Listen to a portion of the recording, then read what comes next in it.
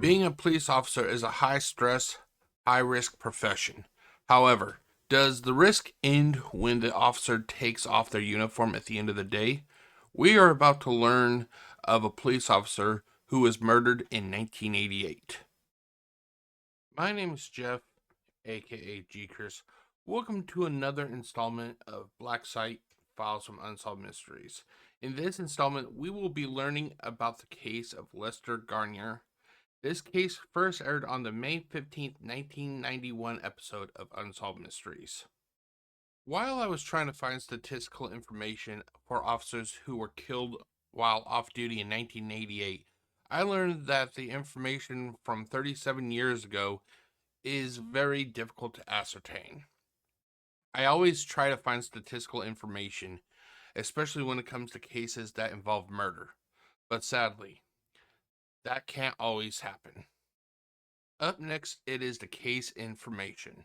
Okay, everybody, it is time for the case information. So the case information, case name is Lester Garnier. Subject's full name is Lester Boniface Garnier. I always feel like I'm pronouncing his last name incorrectly. It's Garnier, It's something like that. But I do have to say I like that middle name Boniface. There's just something about that I kind of like it. It's a cool name. Known aliases. Lester went by the nickname Les. Lester was born on June the 3rd, 1958. Lester's age as of the televised airing of this case was 32 years old. As of recording Black Site Files from Unsolved Mysteries, Lester's age would have been 67 years old. The location of this case was Walnut Creek, California. The case classification was unexplained death. Lester was only 30 years old when he was murdered. Is this case available on YouTube? Yes, you can actually find this case on Season 1, Episode 16 of the YouTube uploads. The original televised episode air date was May 15th, 1991, and this case's status remains unsolved. Okay, even though I'm reading the case to everybody, I do have the case promo ready to view. Basically, I'm showing the promo just so people who either never saw the case before can get an idea of what it is I'll be reading to them, or this could just be a quick refresher for everybody who has already seen this case. So let's actually get to that promo right about now. Tonight in Unsolved Mysteries, an intriguing new story. In 1988, an undercover San Francisco vice cop, Lester Garnier, was found shot to death inside his late model Corvette. Eyewitnesses saw two unidentified women with Garnier within moments of his death. Police are still investigating what connection these women had to Garnier and his murder. Okay, so that was the case promo for Lester Garnier. Garnier. I always feel like I'm saying it incorrectly. I try to say it, pronounce it, and it just doesn't feel like it comes out. It's like I have a little bit of a mush mouth, I guess you could say, like you think you're saying it correctly, but you never are, It's kind of like that for me. Anyway, after this commercial, I will be reading to everybody the case of Lester Garnier, the murdered police officer. Stay tuned, and I'll be right back. I'm Bryant Gumbel. This week on Today, we'll look at the agenda for the Bush administration. I'm Jane Pauley. Also, Jonathan Winters, George Burns, and Steve Gutenberg. That's this week on Today. Welcome back, ladies and gentlemen. I hope you enjoyed that commercial. Let's get on with it, shall we? So I'm going to switch over. We have the browser right here. Let me pull up the case. Okay, so we have Lester Garnier. Jesus Christ. I feel bad about constantly possibly mispronouncing the guy's name. I really apologize for that. Okay, so Lester Garnier. Let's see here. Let me see. Can we actually, because I like I said, I actually feel bad about saying it, pronouncing it. Let's see here. Is there actually a way to, let's see, how do you pronounce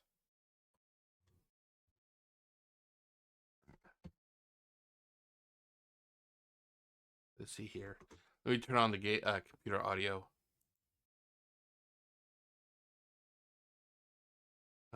Show. Oh, hold on. There you go. Garnier. Garnier? Garnier? Wait, hold on. What does show mean? I'm wondering. Garnier. Garnier. Garnier?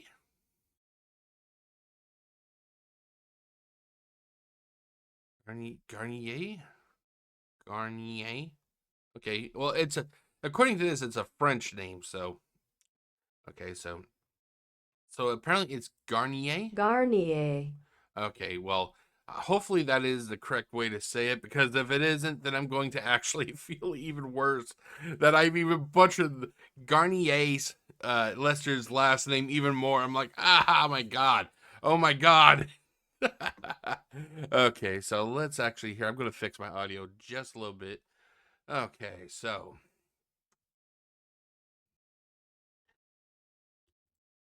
Let's see here. So, real name is Lester Boniface Garnier. Nickname was Les. The location was Walnut Creek, California, and the date was July the 11th, 1988. Okay, time for the case details. Early on the morning of July the 11th, 1988, a groundskeeper noticed a 1984 Corvette parked in a shopping mall parking lot in Walnut Creek, California, an affluent suburb of San Francisco. His attention was drawn to the car's driver, who appeared to be sleeping behind the wheel. However, the man was not asleep. He was dead. The victim was identified as 30-year-old Lester Garnier. He had been shot twice in the head. Other than a few unidentified fingerprints, little evidence was found at the crime scene. Lester was an undercover cop who lived in nearby Concord and worked for the police in San Francisco. Concord, that sounds familiar. Hold on. Now, that's the thing about Unsolved Mysteries. Sometimes case locations will kind of overlap each other. Not the cases themselves, but just the locations. And I think Concord was one of them here, because if I remember correctly, there was a case. It was one of the very first cases I started covering on Black Site. It was the case of Dottie Kaler. Wasn't it Concord? Yeah, Concord. Concord, California. Ah. So, oh, there you go. So, there you go. You can see it. So, basically, Dottie Kaler and her husband lived in Concord. I know it's not tied to the case. It's just it's the same location. That's why I kind of like, oh, that's very unique, you know. Okay, so let's see here. Concord, see nearby Concord, and worked for the police in San Francisco. He was dedicated to taking care of his parents, but was also known as a ladies' man. Oh God, I wish I was a ladies' man. Can you believe it? I'm not a ladies' man. Who would have fucking thought? You know, a guy who rants and raves on his computer and covers unsolved mysteries. Yeah, he's a ladies' man. He's a ladies' man. Nah, I'm not. He used his charm during his undercover operations, as he often worked to arrest prostitutes in the Mission District by pretending to be a customer. He had worked as an undercover cop for over 4 years at the time of his murder.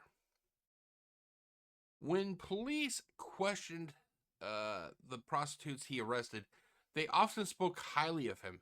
This led the investigators to believe that these women were not involved in his murder. You know, you really gotta think that, you know, it's already being, you know, already pretty dangerous to be a police officer. You know, it's like you always put your life on line, you know, when you put on that uniform. I have a lot of respect for that. But you got to think about like how dangerous it could be if you're an undercover officer. You know, you get, whereas police officers, and the way I view it, police officers, they, you know, they kind of go, you know, they're seen coming in. You know, you can see them. However, undercover officers, they get more below the surface of whatever it is they're investigating or that they're, a part of. So you got to think that because of the fact that they get closer to criminals and everything, it puts them even at more risk because they have more information basically. So you got to think that undercover work is actually pretty dangerous. All it takes is like one slip up, like say with the mafia for example. All it takes is one slip up, and if the mafia finds out that you're an undercover officer, it's not good. So you really got to think that undercover officers literally put their lives on the line every time they start investigating or acting like that they're part of a group or whatever. However, they said that they spoke very highly of him. However, the prostitutes may speak highly of him, but it's a known fact that a lot of prostitutes have like a pimp basically. The prostitutes may like the police officer, but the pimps may not, so you really got to wonder if the pimps are, a pimp could have been the one that, ended up killing Lester Garnier. Let's see here. However, it was discovered that around the time of his murder, he was investigating a local brothel rumored to be patronized. Oh, sorry about that. Rumored to be patronized by other officers and civic leaders. Uh-oh. Uh-oh. See, that right there could be a problem. If word got out that Lester was investigating this brothel and that information made its way to one of the police officers, that could have been a problem right there. And let's see here. And civic leaders. Oh my God, a politician. A politician doing something wrong? Who would have fucking thought? Rumors were that Lester was killed by a corrupt cop in the San Francisco Police Department, or by Roger Boas, a mayoral candidate. Oh my God, some of these words. Caught having sex with an underage prostitute. You know what they do to pedophiles in jail, right? Or in prison. Oh, I'm wondering what ended up happening to this guy. So let me actually pull up my trusty, even though I never used it, my trusty, let's see here. Okay, let's see here. Where is it at? PD, list of Unsolved Mysteries. Here you go. Unsolved Mysteries. Things to look up. I always keep wanting to I do this as a way to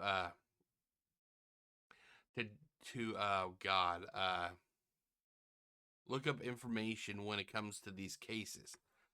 Roger Boas, I think that's how you pronounce his name or spell his name, Boas.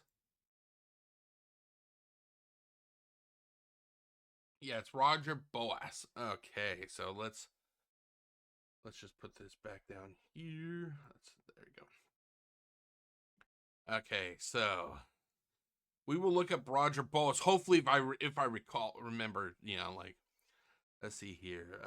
Boas pleaded guilty to charges in the fall of 1988. I hope he did not get elected mayor. Lester had been on stakeout duty at one of the houses in the prostitution ring just prior to his death. See here. However, investigations into both of those cases went nowhere.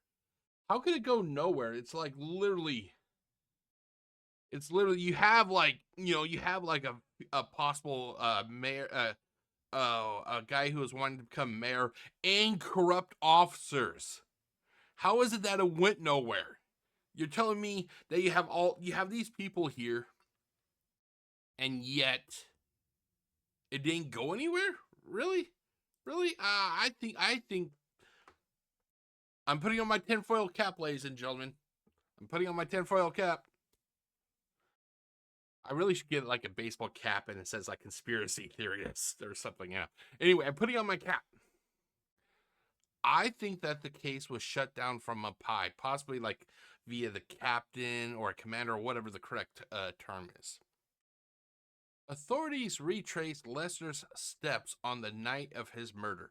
On July 10th, 12 hours before his body was found, he left his Concord home to meet his friends in San Francisco. 20 minutes after leaving home, however, 20 minutes, however, he called his friends from his car phone and canceled their plans.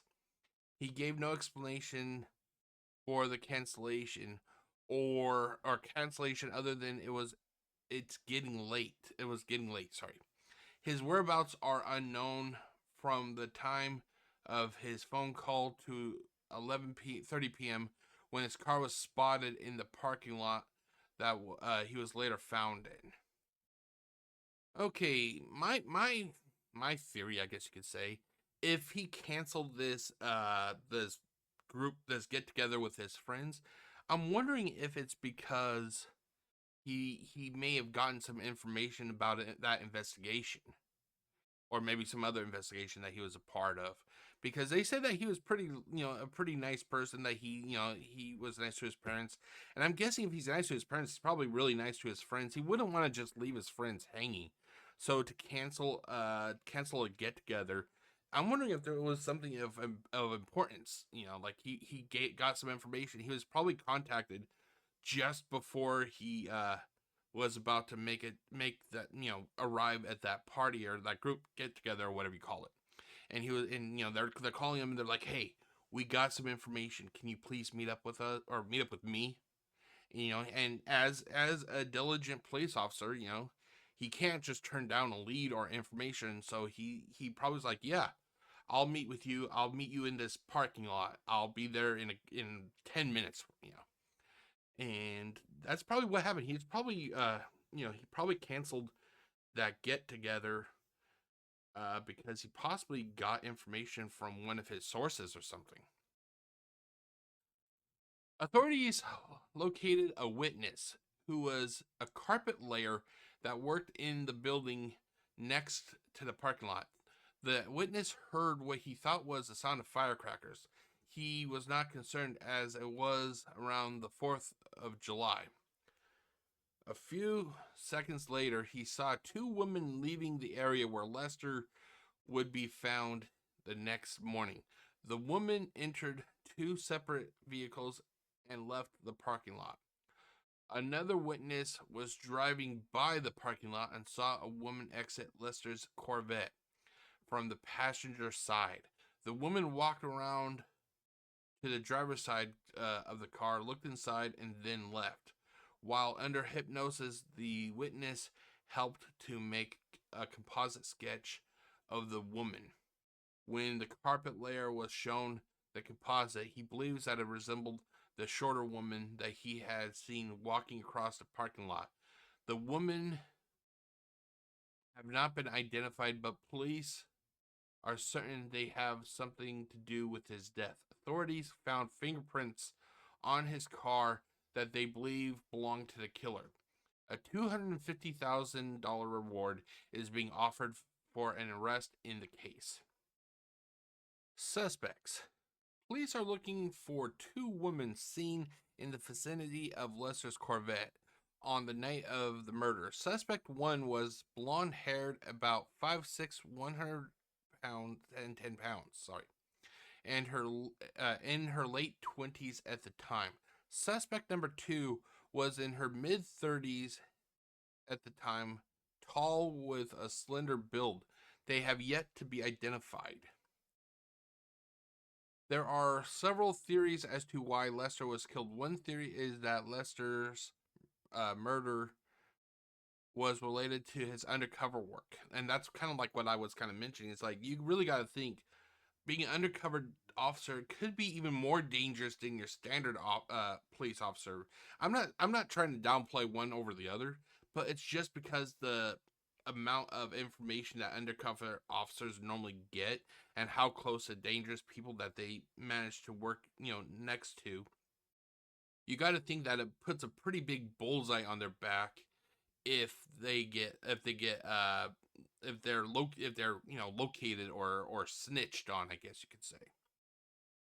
Let's see here. It is possible that he was killed by a prostitute he may have previously arrested. I don't think it's that. I don't think it's a previous prostitute that he previously arrested, because the reports are that the prostitutes look pretty favorably on him. However, it could have been a pimp. I don't try to say the word pimp as like for comedic, as like for to be funny, basically. It's just that a lot of prostitutes do have a pimp, and if you arrest a pimp's prostitute, that means that there's going to be a lack of money coming in. That could piss off the pimp to the point that they may want to make a mess or send a message, basically. I don't think it was a prostitute. It could have been, her boss, basically. However, most of the prostitutes arrested him actually spoke fondly of him, that what I just said. Another theory is that he was killed by a corrupt police officer involved in prostitution. Now that is actually, I would say that's even more likely than the pimp theory, because of the fact that sometimes information gets leaked about undercover officers, and all it takes is to cross one person. That person may be involved in something like, say, prostitution, and that cop may be like, oh my god, this guy's actually on, I'm doing this, and this guy's investigating it. It could have been a dirty cop. Could have been a dirty cop. The gun used in the murder was an AMP 380, which is a backup gun that some officers carried. A dozen San Francisco officers were questioned. However, ballistics tests confirmed that none of their guns were used. Just because the ballistics test confirmed that none of the guns that they used were the gun, what's there to say that a police officer didn't have like a similar gun at home, or had a similar gun that was hidden away somewhere? Just because the guns that they have on them don't match the ballistics, it doesn't mean that they don't own the same kind of gun elsewhere. Yet another theory is that he was killed by Roger Boas, a mayoral candidate who was caught having sex with an underage prostitute. However, none of these theories have been confirmed. It's not going to paint a good picture for the candidate. Let's just say candidate. If it was true, because that means that, hey, this guy likes to, have relations with younger kids, and if he ever was sentenced to jail or to prison, oh my god, that is not going to be good for him. That's not going to be good for him. Extra notes. This segment originally aired on the May 15th, 1991 episode of Unsolved Mysteries. Results. Unsolved. In June 2008, the shorter woman seen leaving Lester's car was identified as Scottish national Catherine Scotty Kuntz?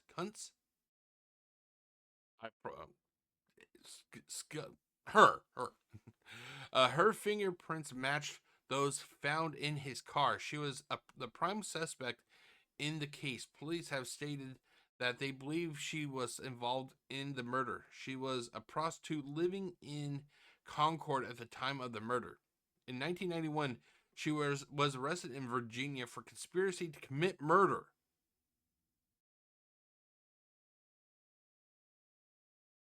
She allegedly hired 2 people to kill her husband. Oh my god, she really takes to death do us part seriously, doesn't she? Holy shit. Fortunately, they were unsuccessful. However, the charges of conspiracy against her were dropped. She later pleaded guilty to assault. He was released from a Florida prison in late June 2008, where she was held on unrelated charges.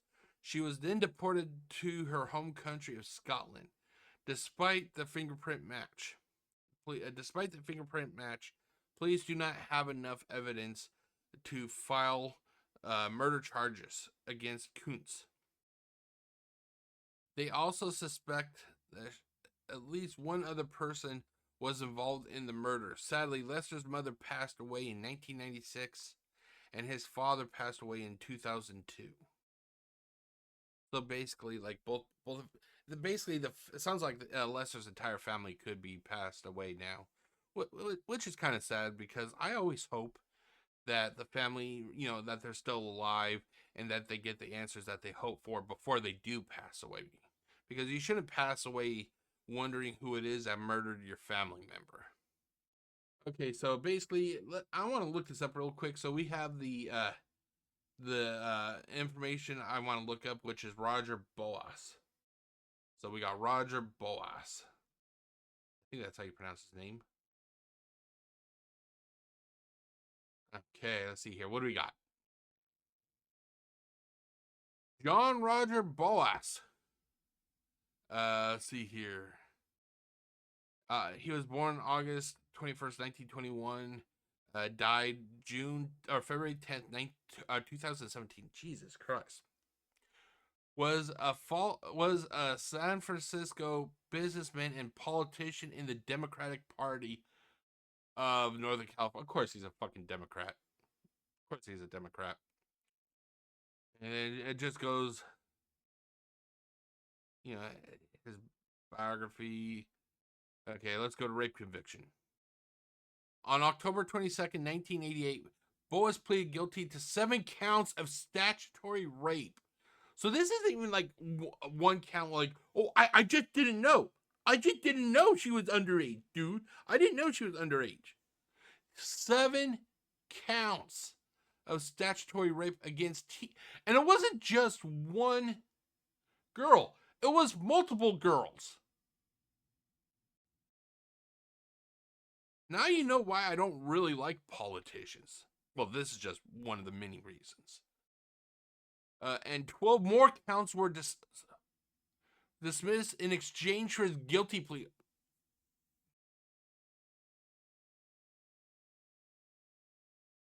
On November 19th, 1988, he was fined $100,000 and sentenced to 6 months of community service? Of community service. This guy raped numerous girls, and all he got was $100,000 fine, and he was sentenced to 6 months of community service.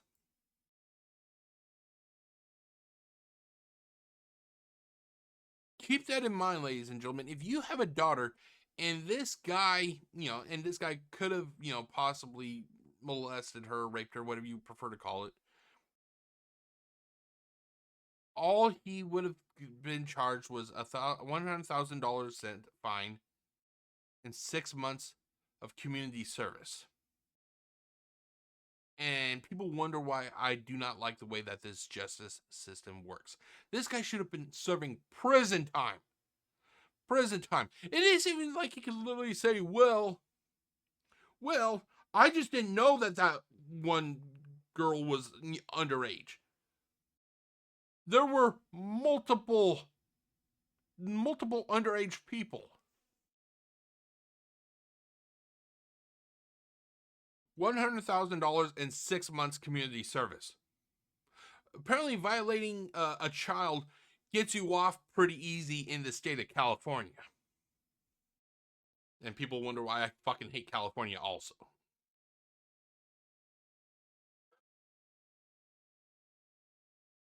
'80s to death. Boas was a longtime member of the Concordia Club in San Francisco. I'm wondering if they were aware of this guy's predilections, I guess you could say. In the 1990s, he taught an urban studies series at the From Institute at the University of San Francisco. Why was he allowed to even be permitted to teach anything? The guy is a rapist. California. California, ladies and gentlemen. He is the longest serving member of the Friends of From Institute Board of Directors. In May 2011, he was honored at the 35-year anniversary of the From Institute, at which he presented a lecture entitled The Last 35 Years, Progress or Decline.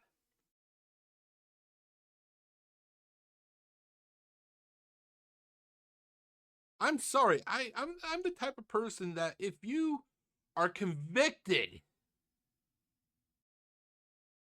of statutory rape, you should not be remembered for all of this. You should not be remembered for this. You should have the fucking word rapist, child rapist, tattooed on your forehead. You should have that tattooed on your forehead and kicked out the door so society can see what kind of horrible person you are. But no, they make him sound like he's some great person. Are we just to forget the fact that he raped numerous teenage girls?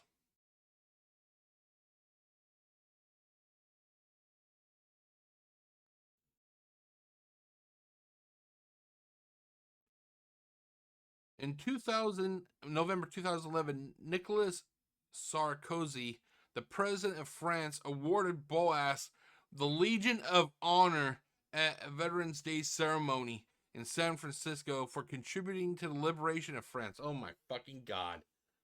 Fucking Christ. The guy is a rapist. Boas died of natural causes in San Francisco, in his San Francisco home, February 10, 2017. I hope he was fucking in pain. I hope he was fucking in pain.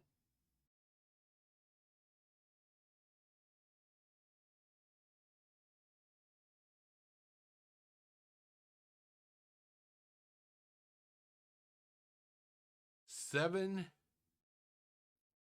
counts of statutory rape, $100,000 fine, and 6 months community service. That's what you can possibly get in the state of California if you rape children or teenagers. Fucking bullshit. It's fucking bullshit. Okay. Okay, we have Lester Garnier at Find a Grave. I can't believe that. I really cannot believe that. Holy shit. That's gonna keep me pissed off for the rest of today. I'll make you a bet. It's just gonna constantly be in like the back of my head,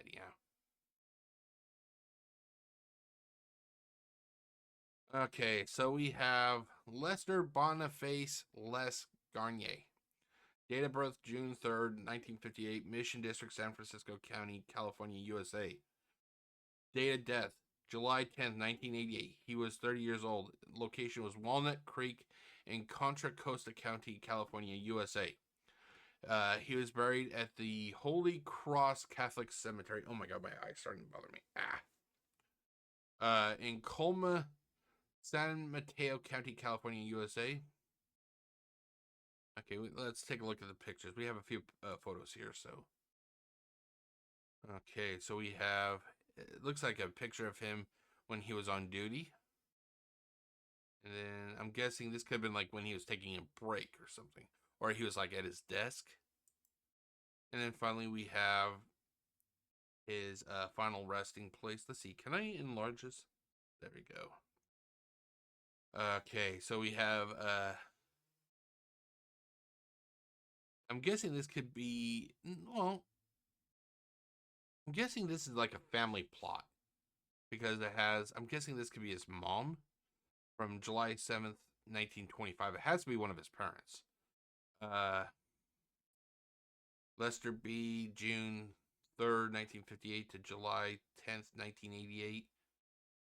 See, this is one thing I would do if I ran this country. If I ran this country, I would make it like mandated that cemeteries keep tombstone, or I'm basically making a law where tombstones should be, restored and kept in good condition. That way everybody can, that it can, to me it's a show of respect, to be honest. It's a sign of respect. It looks like this tombstone's kind of weathered. It looks like it could have been a little bit wet that day because of the hold on. It looks like where the RIR, it's all kind of wet, possibly. It just looks like it's really worn down. And I think that if you're a good person and you have a tombstone, it should be maintained for all to see. But that is it, ladies and gentlemen. Let's see here. Oh, let's actually go back. Let's see here. What else do we have?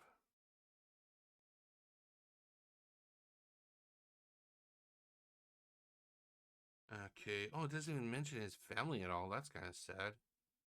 Lester Garnier was the son of late Anthony and Jane Muramoto Garnier. But that's kind of all that we have.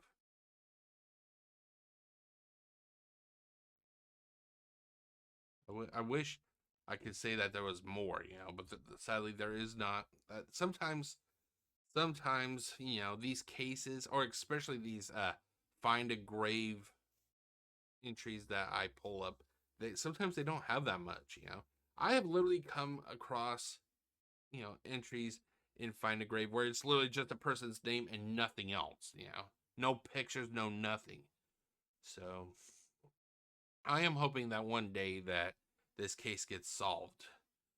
But I'll talk a little bit more about that with my final thoughts, so stay tuned, and I'll be right back.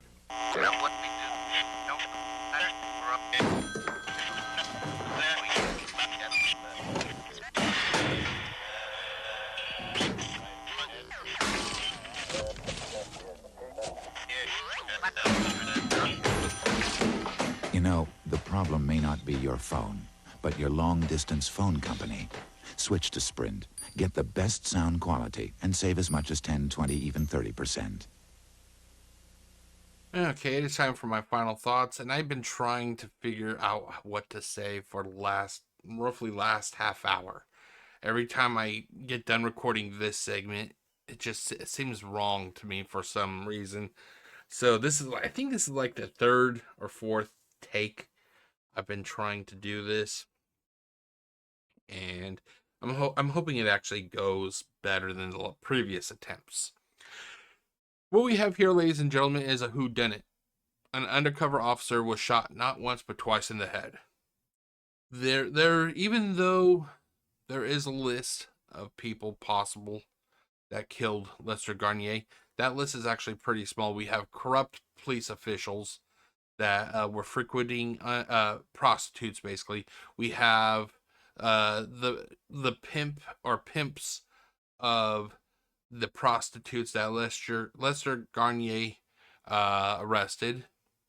We have a person who wanted to be a mayor, who was running for the mayor of that city, and basically he was arrested for numerous counts of statutory rape. So we have a list of people, but it's a pretty short list. And as of right now, this case has not been solved. I am hoping that one of these days, this case, like every other case from Unsolved Mysteries, that it gets solved. No case should remain unsolved. With that said and out of the way, it is now time for the preview of the next. I apologize if you hear that. There's a siren going on outside right now. Anyway, next installment of Black Site Files from Unsolved Mysteries, I present to you the case of Kathy Hobbs. Kathy Hobbs was a teenager who she thought for sure she was going to die before she hit 16 years of age. As Kathy got closer and closer to the big day of her turning 16, she constantly was getting, she was worrying more and more about her upcoming death, basically. And basically, her parents, I think it was just her mom, decided that they would move to Las Vegas to try and get a new start for Kathy. And then the day of her 16th birthday arrived, and Kathy was still alive. Kathy was still alive, and she was actually shocked. She went to her mom when she woke up that day, and she told her mom that she made it to 16. And because she hit 16 years of age and she was still alive, she decided that she wanted to try and, live a normal life like what a teenager would have. Sadly, shortly after hitting 16 years of age, Kathy Hobbs was brutally murdered. And as of right now, the case, if I remember correctly, I think the case is still unsolved. Let me check it just to make sure. Let's see here. I think it's still unsolved. Let me just check. No, it has been solved. It has been solved. So thankfully, this case does have an outcome. So, that's always a good thing. But as always, here is the promo for the Kathy Hobbs case. In Las Vegas, 16-year-old Kathy Hobbs disappeared. 3 months later, police received an anonymous call from a man who may have seen her abduction. They need to find this missing witness. Okay, so that is the upcoming case of Kathy Hobbs. I'm hoping to have that installment of Black Site Files from Unsolved Mysteries out within the next couple days. I am currently on vacation all the way until August 26th. So basically, I will, I have a few weeks, off. So I'm going to try to get out a few more of these cases before the end of my vacation. So you can look forward to this upcoming installment in the near future. And as always, I will put I'll make a post about it on my channel here on YouTube. But that is it, ladies and gentlemen. I just want to say thank you to everyone who has taken the time to watch this video. It means a lot to me. I hope you enjoyed the commercials that I also kind of sprinkled throughout this entire video. I like the commercials from the 80s. I'm a big fan of the 80s, so I figured, what, let's have some 80s commercials today. But as always, if you like what you watch and you're watching it on YouTube, feel free to click that subscribe button. If you're liking this and you're watching it on Facebook, feel free to click that follow button. And I will see you next time. My name is Jeff, aka GCurse, wishing you all a great day. And stay safe, everybody. Peace out. Tomorrow, teenagers on steroids. A spotlight report on America's newest drug epidemic. On NBC Nightly News with Tom Brokaw.